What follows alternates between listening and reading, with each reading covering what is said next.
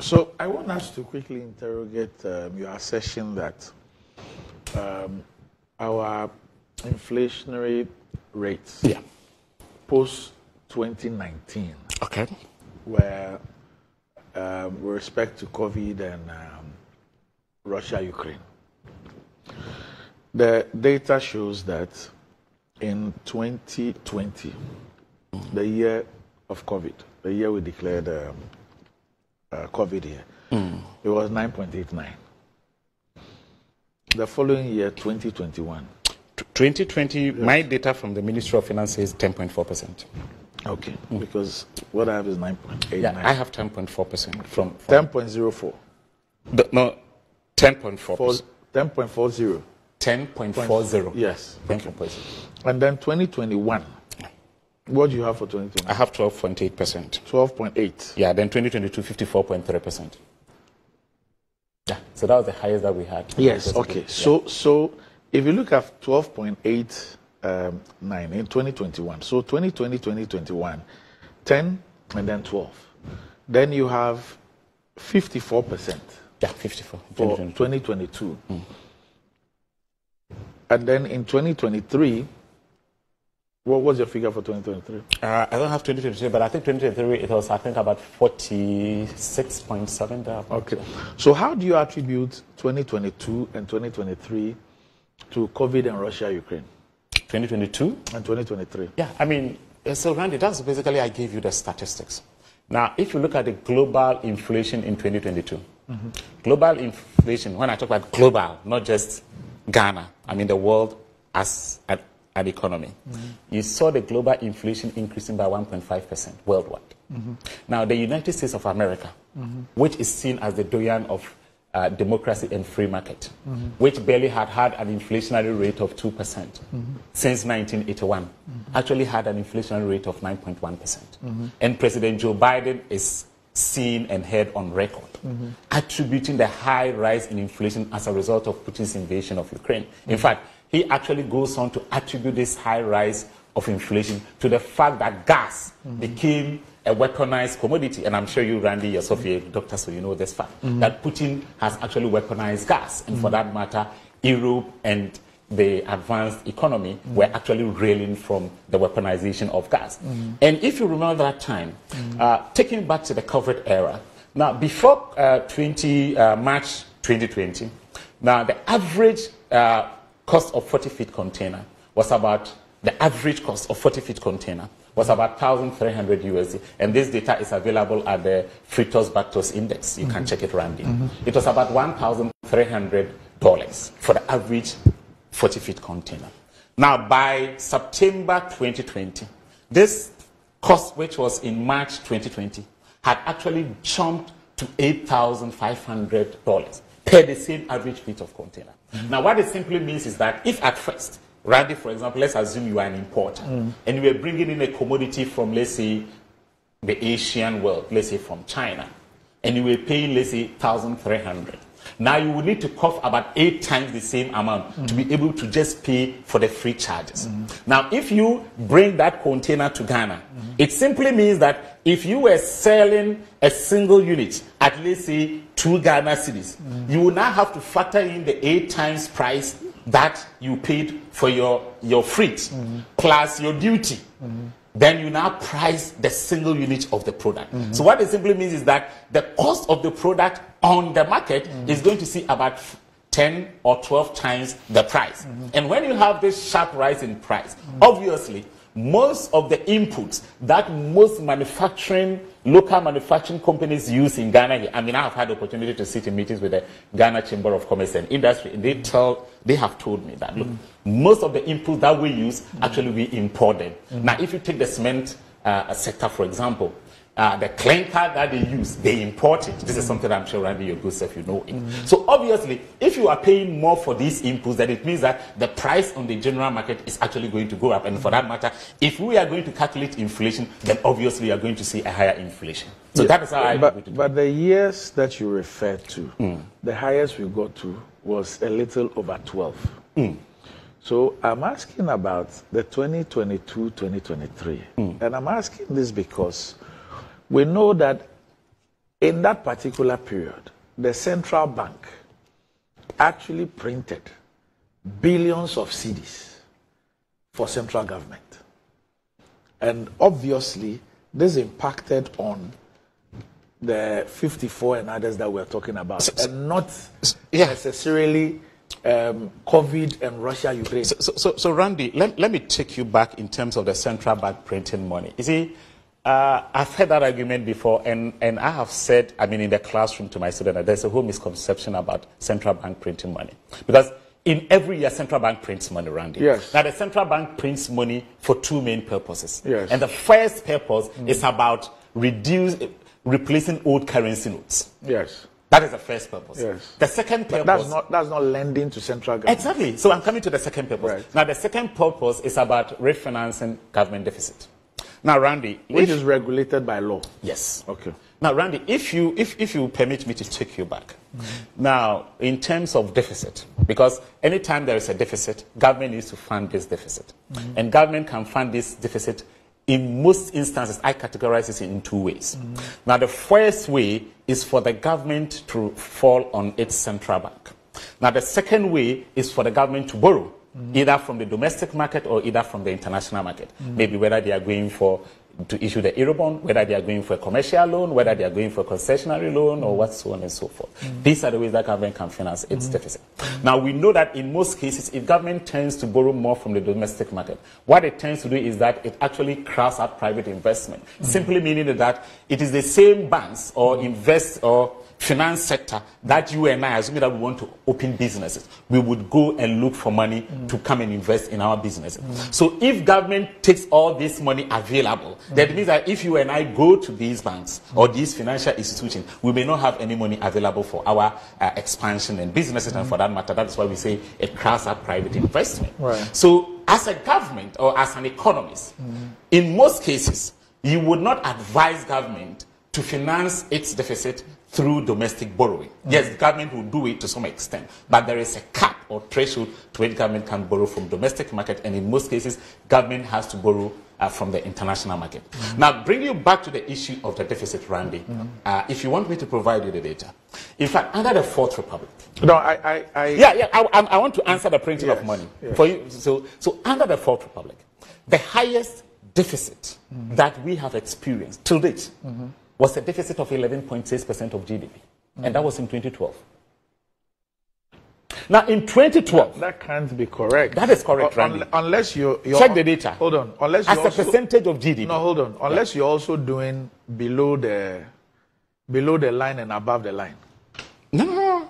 Otherwise, if you're not doing below the line and above the line, we have had deficits in the last 7 years that have crossed 15. No? Which year was that? I would provide that. Yeah, please provide, because I have all the data. No, I'll provide that. Yeah, in fact, the highest deficit we have had under this government was actually in 2020, which was 10.8% of GDP. You can check the data. That was below the line.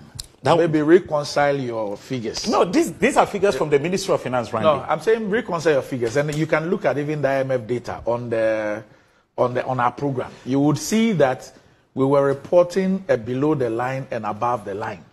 If you look at the above the line figure, it is not the figure that you're talking about. Well, unless check your data. Unless the Ministry of Finance have a different data, check your data. The one I have, Even in their report, if you check the appendices, Randy, you find both. So is it going back? Is it that issue is about printing money? Yes. So now this 11.6% of GDP that I'm talking about here, Randy.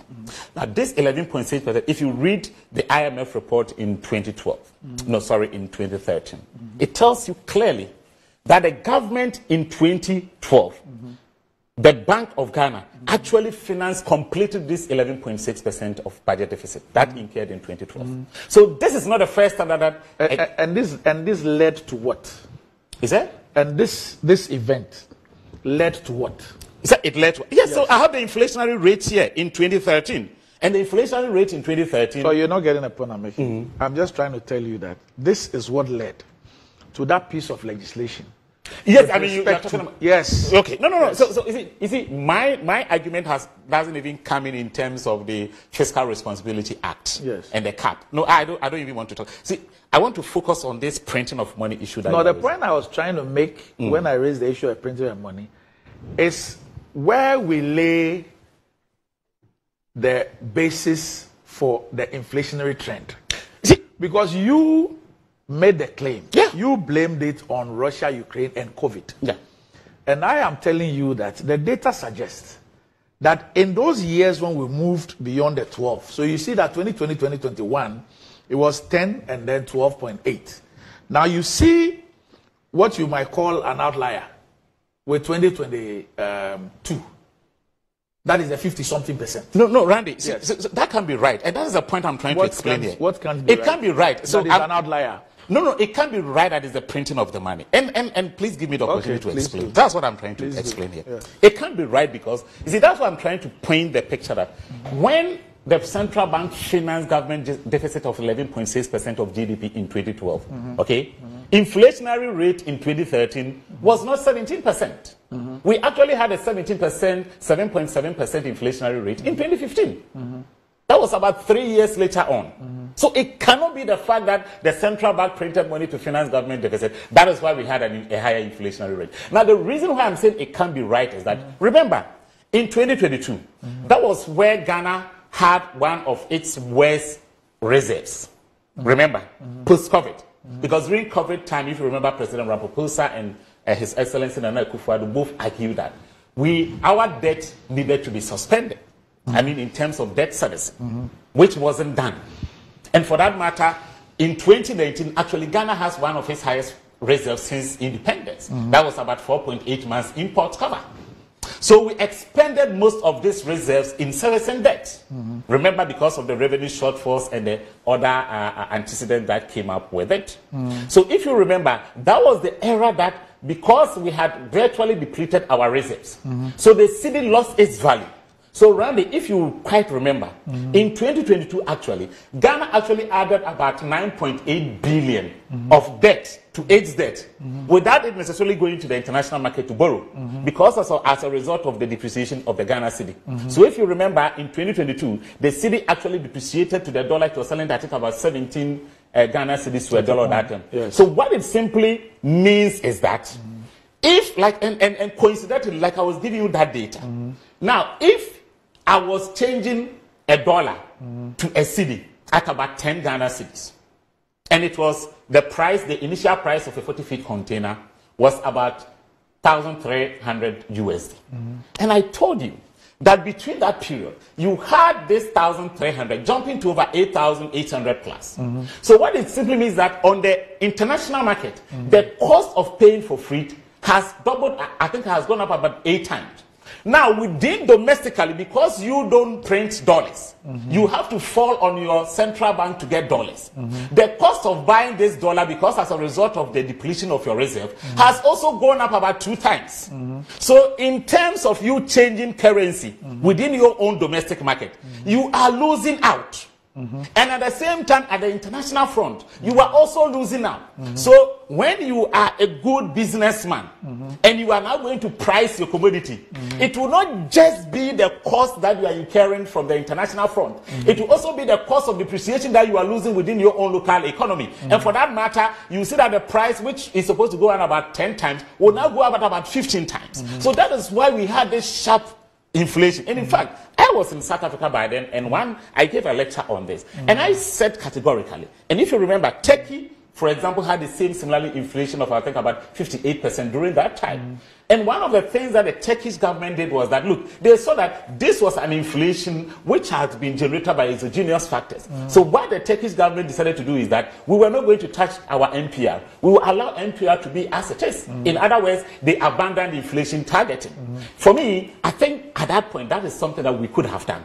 But if you are trying to attribute this sharp inflation to what do you call it, the printing of money, then that can't be right, because I've explained to you the dynamics that happened within that time. And for that matter, given these two dynamics that I've explained, there is no businessman who will buy a bottle of water. You know, this bottle is even imported from China, the raw bottle. Most of the companies, that's what they tell us. Okay, so there is no way, if you were selling this bottle at 15 cedis, you may now sell it about 35 Ghana cedis. No, the point I keep making, and I don't want us to keep going back and forth.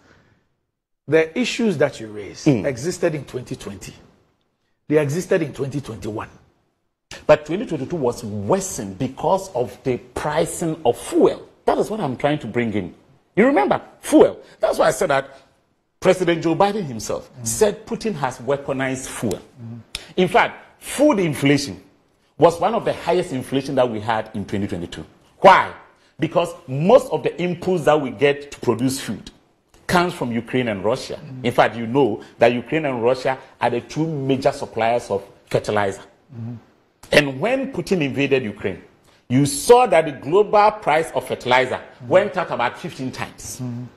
So if you read most of the IMF reports, they will tell you that sub-Saharan Africa in particular suffered from that incident. And for that matter, you saw food inflation going up so much. So that's what I'm trying to say is that yes, I agree to the point that you are saying. But the point I am also making is that it cannot be right that it is just because the government, the central bank finance... Not just. I'm just saying that something extraordinary in terms of money supply, something extraordinary happened in that year. And you cannot speak about inflation without attributing it to that. So if you just speak about Russia, Ukraine, and COVID, and you have that extraordinary thing done by the central bank, and we all know what money supply does to inflation, and you decide not to highlight that or speak about that, I find that quite remarkable. Is it Randy? Is it economic theory is a bit complicated. You see, I am a monetarist. Now, if you talk about money supply, it depends on where liquidity is going to. Yes. Is liquidity going into your domestic economy, or is liquidity going to your external, the external economy? I mean, going to your external creditors. In our case here, domestic. It was domestic. Yes. In our case, we know. Okay. So, Randy, let's do the analysis here. Now, let's pick government expenditure in Ghana. Okay. Now, the number one item of government expenditure by the 2024 budget statement, which was read in November, is payment of salaries and emoluments. That is the number one item. That is costing us, I think, about 66.4 billion Ghana cedis. And it's because we have stopped servicing our external debt. No, so I'm coming. Prior to November 2022, debt servicing was number one. Yeah, so that's why I'm coming to the point. Now, number two item is debt servicing, payment of interest and loans, right? That's number two. Now, out of this number two item, what is the percentage of loans that we pay domestically, and what is the percentage of loans that we pay externally? Now, you agree with me that external loans constitutes a majority of this item. Yes. You agree with me on that score? Perfect. So that is what I'm trying to say.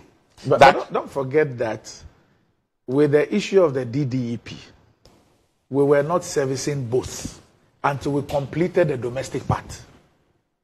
Until we completed the domestic part, we were not even servicing domestically. So it was both ways. You see, you talked about government financing in 2020. You talked about BOG financing of government debt in 2022. 2022. Yes. Okay, obviously. So, and I have made the point to you that 2022 was one of the years that we have our lowest reserves. So it simply means that the BOG had to step in providing money to the government to finance its expenditure. I'm not talking about rationale. That's not the point I'm making. No, I get the point you are making. I'm talking about impact. Yes. On inflation. So it needs to go through a channel, right? Yes, because this is monetary policy. Yes. So it must go through a channel. And that is a channel that I'm trying for the two of us to establish here. Okay. So that's what I'm trying to establish, that this channel that you have identified, that one or the highest channel is the servicing of loans. And I'm only trying to break this channel further down. That if you take this component of servicing of loans, which part constitutes a chunk of this money? That is the point I'm trying to establish. Yeah, but in that year, we were not servicing. That's the point I'm making to you. In 2022? Yes, we were not servicing. 2022, November is when we stopped. So then, Randy, so then if we were not servicing, yes, then the question also comes in, where was this liquidity being channeled to? If we were not servicing, yeah, you should be able to tell. No, so that's why I'm a bit confused. Consumption, because it can be government consumption. In what extent? Consumption. No, when central bank provides, it was not going to capex. So when central bank, it was not going to debt servicing. So you see, government can only spend what is captured in the budget. right? Unless they present a supplementary budget. Well, in the case of the Bank of Ghana's lending to government, it was not captured anywhere. No. I'm not talking about Bank of Ghana's lending to government. No, you say government can only spend. Yes. Yes. Because government cannot spend without it being captured in the general budget. That is what I know. That's what it should be. Yes. But we have a plethora of examples. Brandy, of maybe you may want to share with me. I am not privy to this information.